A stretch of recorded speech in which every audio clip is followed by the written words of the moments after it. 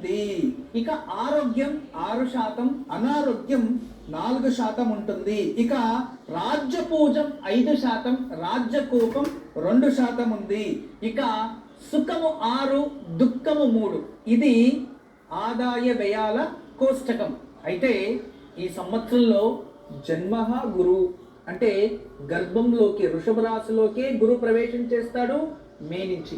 అప్పటిదాకా చాలా బాగుంటుంది. గురు ప్రవేశం చేసిన తర్వాత కాస్త మానసిక ఒత్తిడి పెరుగుతుంది. ఇంకా అన్ని విధాలుగా బాగుంటుంది, ఫస్ట్ క్లాస్. ఈ సంవత్సరంలో వృషభ రాశి వాళ్ళు కూడా చాలా మంచిదే. అంటే లగ్నంలోకి గురు ప్రవేశం చేస్తే పూర్వాజిత పుణ్యఫలాన్ని అనుభవిస్తారు అని. కానీ ప్రారంభ కర్మం వల్ల, మన లైఫ్ స్టైల్ వల్ల కొన్ని అనారోగ్యాలు వచ్చే ఛాన్సెస్ ఉంటాయి. అంటే ప్రారంభ కర్మం ఏముంటుందో దాన్ని అనుభవిస్తారు, పూర్వాజిత పుణ్యఫలం కూడా మీకు ప్రాప్తిస్తుంది అనేది ఈ గురుతత్వం. అయితే ఈ సంవత్సరంలో వృషభ రాశి వారికి విదేశీ ప్రయాణాలు లాభాన్ని అందిస్తాయి. మరియు అన్ని విధాలుగా ఏ క్షేత్రంలో ఉన్నా మీదైన ఒక గుర్తింపు, పేరు, ప్రతిష్ట తెచ్చుకుంటారు.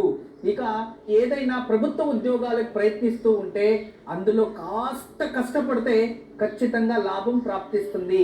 ఎన్నో రోజుల నుంచి పిత్రాజిత ఆస్తి, కోర్టు గొడవలు ఏదైనా ఉంటే వాటి నుంచి త్వరగా బయటకు వస్తారు. అంతేకాదు ఈ సంవత్సరంలో మీరు ఏదైనా పెట్టుబడులు పెట్టి దాని నుంచి లాభం పొందాలనే వారికి ఖచ్చితంగా లాభం ప్రాప్తిస్తుంది. ఈ సంవత్సరంలో నష్టాలు అయితే ఏమీ లేదు, కానీ ఆరోగ్యంలో కాస్త జాగ్రత్త వహించాలి.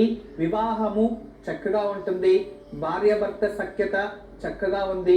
మరియు దూరపు స్థానంలో నివాసిస్తున్న భార్యాభర్తలు ఒక్క ప్రదేశంలోకి కలుసుకుంటారు.